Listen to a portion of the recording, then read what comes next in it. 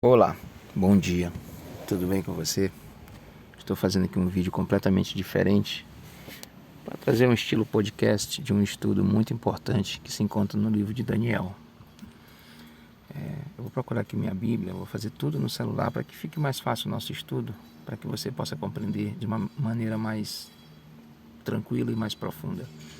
Então eu vou até o livro de Daniel. Se você tem sua Bíblia aí, você pega para me acompanhar. Daniel capítulo 8, ali no verso 14.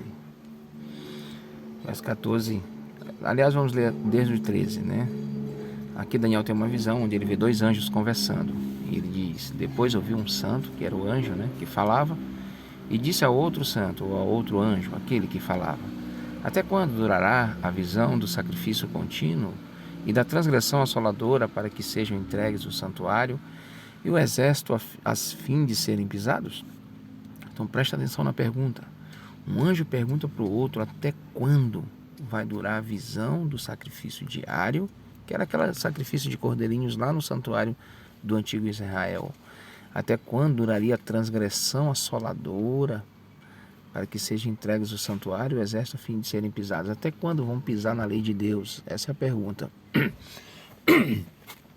Porque o santuário ele aponta também para, além de apontar para Cristo, no lugar mais importante do santuário, no lugar santíssimo, no móvel mais importante do santuário, que era a Arca da Aliança, dentro dele haviam as duas tábuas de pedra com os 10 mandamentos. Por isso a pergunta. Agora o interessante no verso 14, na resposta: e ele me disse até 2300 tardes e manhãs, e o santuário será purificado. Veja, o anjo dá aqui uma diretriz: até 2300 tardes e manhãs, e o santuário será purificado. Mas o que de fato seria a purificação do santuário? Bom, se nós analisarmos todo o contexto do capítulo, como eu rodei aqui para cima, você vai perceber que existe aqui dois animais. No verso 20, aqui ó, no verso 20, você tem aquele carneiro que viste com 2 chifres, são os reis da Média e da Pérsia, um carneiro. E no verso 21, olha o que você tem: mas o bode peludo é o rei da Grécia. Então você tem a visão aqui de um carneiro e de um bode, que faz parte do contexto histórico profético desse capítulo.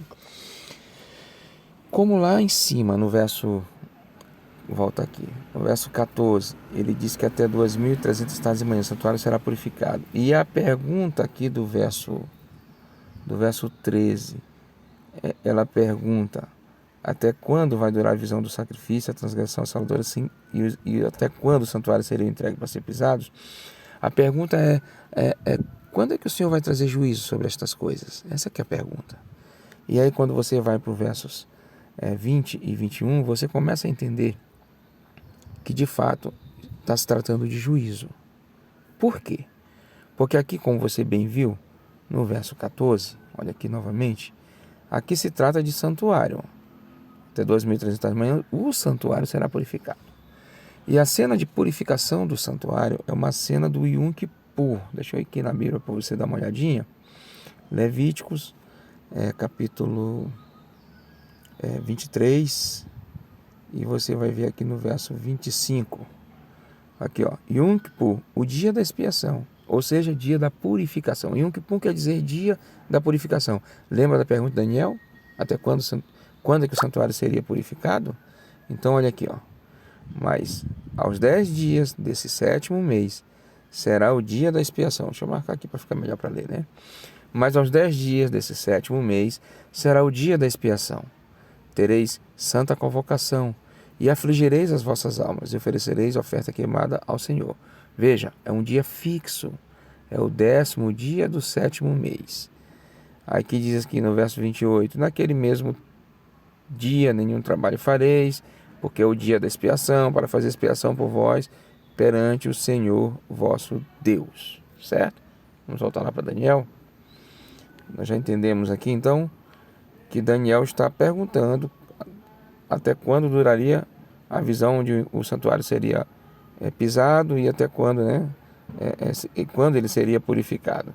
Então nós conseguimos compreender aqui que essa cena da purificação do santuário, ela aponta diretamente para uma festa do santuário do antigo Israel, que era o dia da expiação, o Yom Kippur, que era comemorado ao 10º dia do 7º mês do calendário judaico. Era o dia da expiação. Era o dia em que era trazido o juízo ao povo de Israel.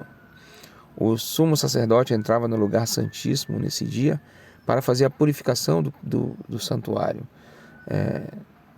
Ao longo do ano inteiro, todos os dias eram sacrificados cordeiros ali para perdão de pecados dos israelitas, dos pecadores. Então era feita uma transferência, o pecador colocava sua mão sobre o cordeiro, confessava os seus pecados e ali simbolicamente os pecados eram transferidos para aquele cordeiro. O cordeiro então era imolado e morto, o sangue dele era recolhido e levado para dentro do santuário, onde ele era aspergido nos móveis do santuário e também na cortina do véu que separa o santo do santíssimo. Simbolizando assim que o pecado do pecador foi transferido para o cordeiro e o pecado do cordeiro transferido para o santuário. E o santuário é uma representação do próprio Cristo. Depois de um outro vídeo nós vamos poder falar sobre isso, porque agora não vou ter tempo para falar, porque eu tenho certeza que esse vídeo vai ficar um pouquinho longo, né? Então, quando se transferia os pecados para o santuário, estava se transferindo para o próprio Cristo. Então, por conta do santuário, ao longo de um ano inteiro, ficar cheio de pecados, era necessário fazer uma purificação. E essa purificação nada mais é do que um juízo. Era onde Cristo, era um juízo que representa os céus. Se nós formos aqui no capítulo 7, deixa eu mostrar aqui para vocês, capítulo 7, mais ou menos ali pelo verso 13, verso 10... Aqui, deixa eu ver se é no verso 10. Aqui o verso 10 está falando sobre, a partir do verso 9, né? Falando que ele viu aqui, ó. Eu continuei olhando nas visões. Eu continuei olhando até que foram postos uns tronos. E aqui postos uns tronos alude diretamente a uma cena de juízo. E um ancião de dias se assentou. Esse ancião de dias, a sua veste era branca como a neve, o cabelo da sua cabeça era como a pura lã, seu trono era de chamas de fogo e as suas rodas de fogo ardente. Esse ancião de dias é o próprio Deus. Essa cena de rodas de fogo ardente, você pode confirmar isso lá em Isaías. Ezequiel também fala um pouco sobre isso. E aqui vai falando sobre milhões que o serviam, Então, aqui no final do verso 10, ó, se você olhar aqui o final do verso 10, vai dizer assim, ó. Milhões assistiam diante dele. Então assentou-se o juízo e abriram-se os livros. Certo? Então voltando para o capítulo 8, para o verso 14, e relembrando então lá o sumo sacerdote entrando no lugar santíssimo para fazer juízo. O sumo sacerdote ali representava o próprio Cristo como juiz e advogado do pecador. Como advogado, porque ele apresentava o sangue da expiação como prova da purificação do pecado, como prova do perdão do pecado, ou seja, aquele sangue daquele cordeiro apontava diretamente para o sangue do Cordeiro de Deus que tira o pecado do mundo, do próprio Cristo, que tiraria esses pecados. E aí você consegue então compreender que essa festa era uma festa muito importante para o povo de Israel, porque era a festa que garantia o juízo eterno de Deus, que era um justo juiz. Então Cristo, como a gente viu lá no capítulo 7, abriram-se os livros. Que livros são esses? São os livros de registros que se acham no céu. Esses livros foram abertos pelo próprio Cristo, onde ali ele foi feito um juízo, onde ele ia ler a relação de cada pecador na terra. Inclusive o meu nome está lá, o seu nome e o de todos os moradores da terra, tanto os vivos quanto os mortos. Todos os nomes passaram em juízo.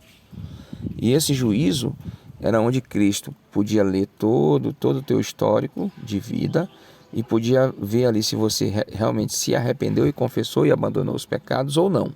Se você se arrependeu, confessou e abandonou, ele escreve ali do lado do seu nome, perdoado. Se não, ele escreverá, infelizmente, condenado. Entenderam? Então, queridos, esses 2.300 tardes e manhãs, se você for ao livro de Números, olha aqui rapidinho para a gente poder compreender, Números capítulo 14, o verso 34, olha o que diz. Olha que coisa importante. Segundo o número dos dias em que espiastes a terra, 40 dias te dei, cada dia representa um ano. Então 2.300 tardes e manhãs são 2.300 dias, que representam 2.300 anos. Mas por que uma tarde e manhã representa um dia? Basta ir no livro de Gênesis, no capítulo 1, a partir do verso 1. Você vai ver aqui o relato da criação. Ó. E disse Deus: haja luz e houve luz, no verso 3. Né? E aí quando você chega aqui no verso 5, ó, e Deus chamou a luz dias e as trevas chamou a noite, e foi tarde e manhã o dia primeiro. Então a tarde e manhã é um dia. É mais uma prova, ó, verso 8. Chamou a Deus a expansão de céus e foi tarde e manhã o dia segundo. Olha aqui, mais um aqui, deixa eu encontrar só mais um. E, verso 13, foi tarde e manhã o dia terceiro. Então uma tarde e manhã representa categoricamente um dia. E como já vimos em Números 14:34, que na profecia um dia representa um ano, então 2.300 tardes e manhãs são 2.300 dias, porém na profecia eles são símbolos para 2.300 anos, certo? Então o anjo disse para o outro, para que Daniel ficasse sabendo, que o juízo de Jesus se iniciaria em algum momento após os 2.300 anos, certo? Então nós já tínhamos o tempo da contagem, só não tínhamos a data inicial, porque para saber quando termina os 2.300 anos, seria necessário saber quando se inicia. E para saber quando se inicia, como é que eu faria para saber? Então você está no capítulo 8, você vai pular para o capítulo 9, que está dentro do contexto da mesma visão. Se você ler aqui o verso 1 do capítulo 9, ó, depois que Daniel tem a visão do capítulo 8, ele passa a orar, né? Ó, eu dirigi meu rosto, verso 13, eu dirigi meu rosto ao Senhor Deus para buscar com oração, súplica e jejum e saco de cinza. Orei ao Senhor meu Deus e confessei e disse: Senhor Deus, grande e tremendo, que guardas aliança e misericórdia para com os que te amam e guardas os teus mandamentos. E aí ele vai dizer, ó, verso 5, ele vai falar de pecados, iniquidades, o que aponta diretamente para o juízo. Então Daniel estava muito preocupado. E Daniel queria entender, por isso ele faz a oração. Ele vai começar a orar para poder tentar entender. E aí agora veja que interessante, no mesmo capítulo 9, lá no verso 20, a partir do verso 23, 24, olha o que o anjo diz para Daniel, verso 23. No princípio das tuas súplicas saiu a ordem, e eu vim para te declarar, porque és muito amado. Considera, pois, a palavra e entende a visão. Qual visão? A visão do capítulo 8.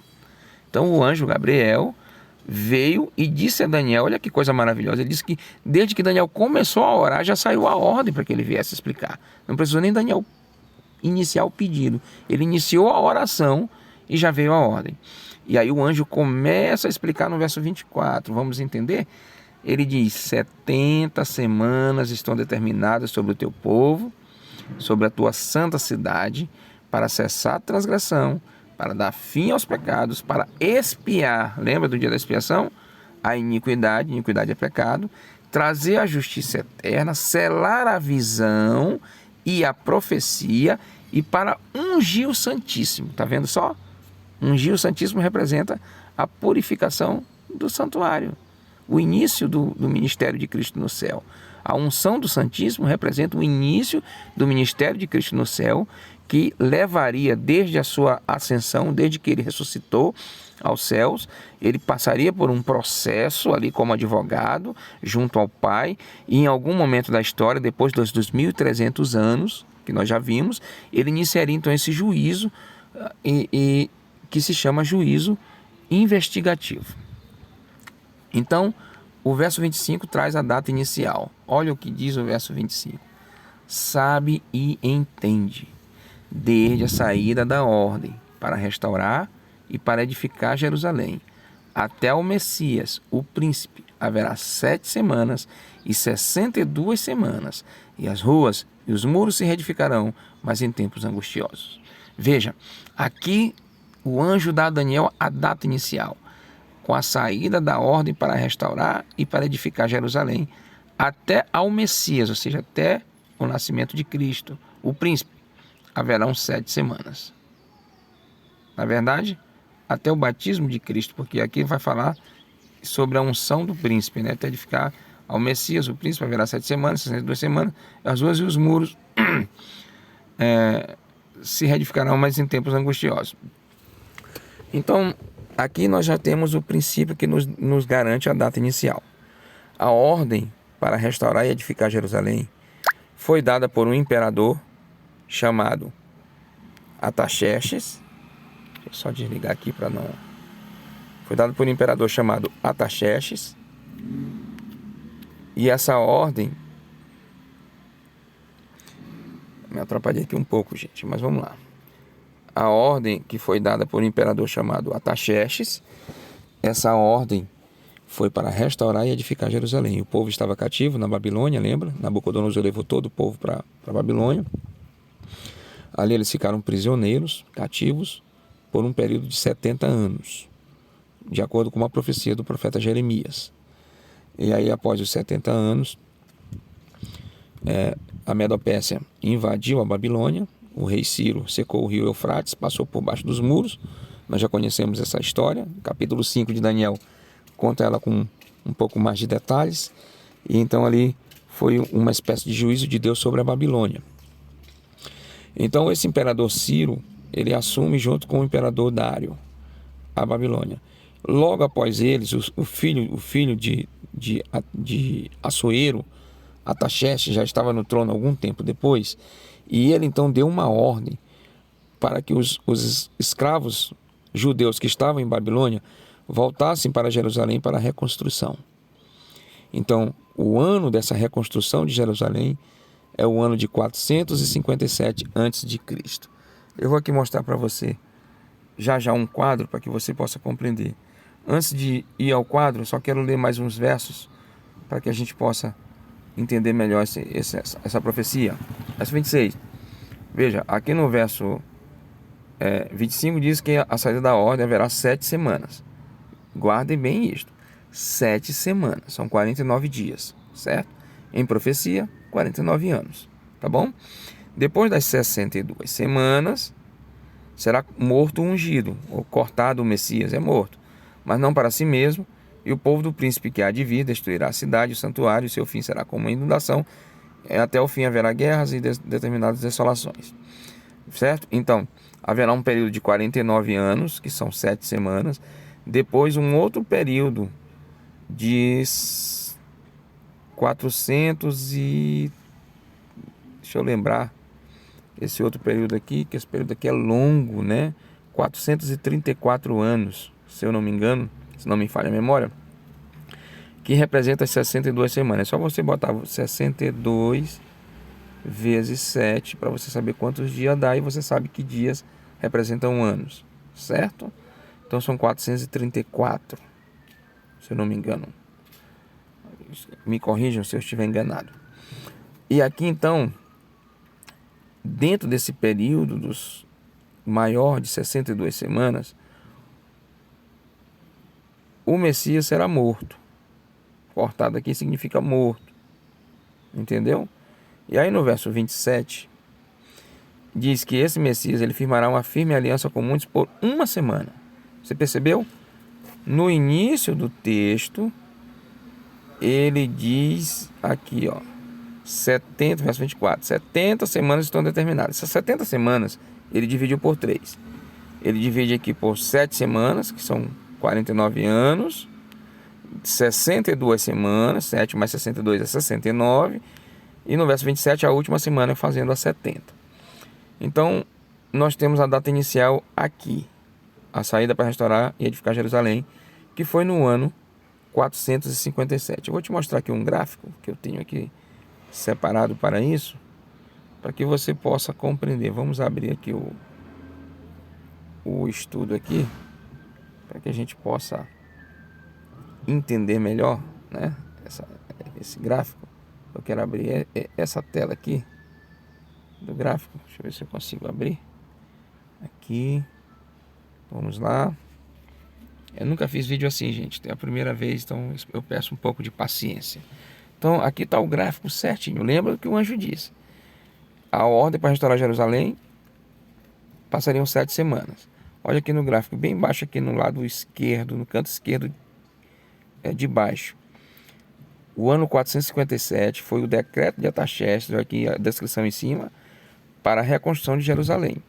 Essas primeiras 7 semanas são 49 anos, que vai do ano 457 ao ano 408, porque antes de Cristo se contava o tempo de forma decrescente. Não é que eles contavam assim, mas os historiadores contam assim para facilitar a nossa compreensão e o nosso estudo. Então os primeiros 49 anos se passaram do ano 457 ao ano 408. Sempre que ele dá uma profecia e que tem datas, por exemplo, 7 semanas e 62 semanas e mais uma semana, ao início de cada semana tem um evento e ao final tem um outro evento. Então, o início, 457, o evento, reconstrução de Jerusalém. Iniciou a reconstrução. Você pode entender isso melhor no livro de Esdras, no capítulo 7. Esdras e Neemias, os que vão reconstruir Jerusalém. No ano 408, 49 anos depois, Jerusalém é finalmente entregue e inaugurada. Então foi a reinauguração da cidade de Jerusalém, 408, um marco muito importante. Agora temos um outro período, 62 semanas, onde até ungir o príncipe. Lembra que o texto diz até ungir o príncipe?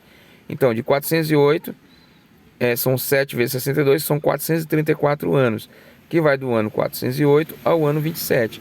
Lembra que a profecia disse que era até ungir um príncipe? O ano 27 é o ano do batismo de Jesus Cristo. Ele foi ungido quando uma pomba desceu sobre ele e ouviu-se uma voz do céu que disse: esse é o meu filho amado, em quem me comprazo. Então ele foi ungido ali no dia do seu batismo.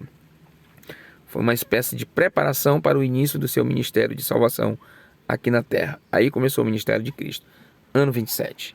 Então nós já temos 7 semanas e 62 semanas, 69 semanas. Falta uma semana. Se nós paramos as 72 semanas, 434 anos, no ano 27, essa última semana só pode ir do ano 27 ao ano 34. Certo?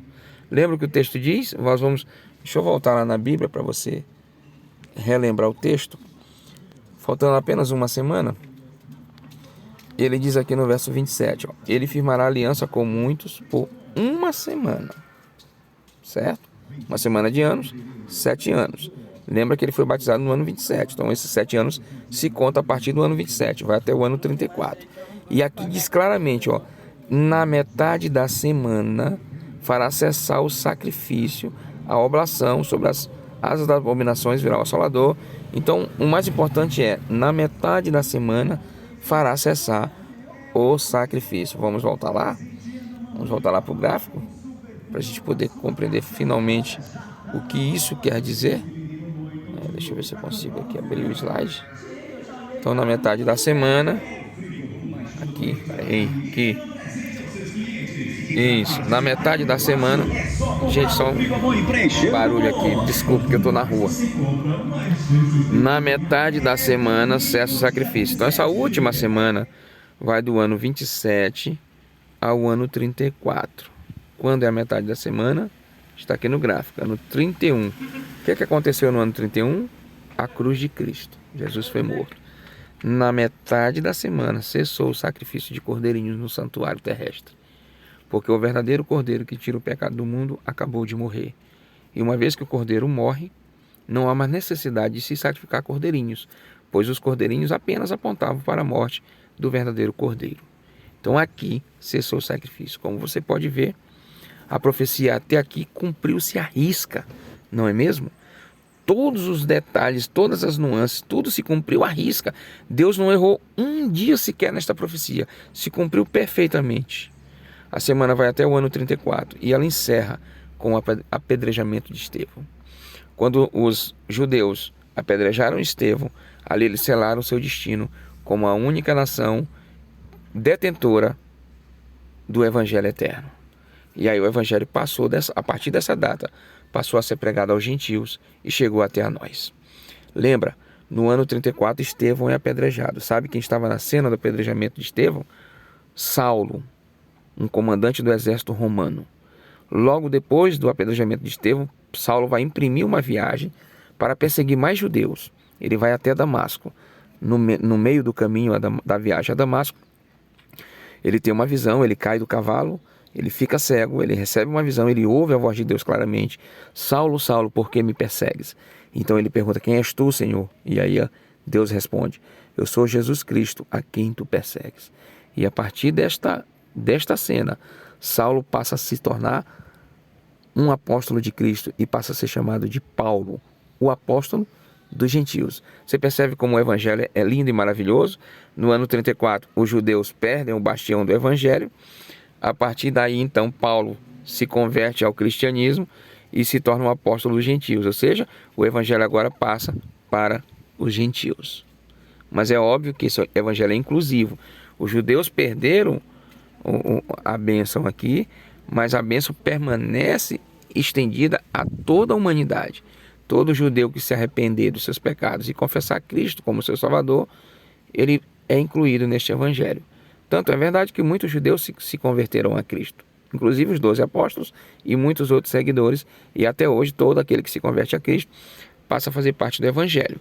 Então, até aqui a profecia se cumpriu à risca, mas a profecia dizia que eram 2.300 tardes e manhãs.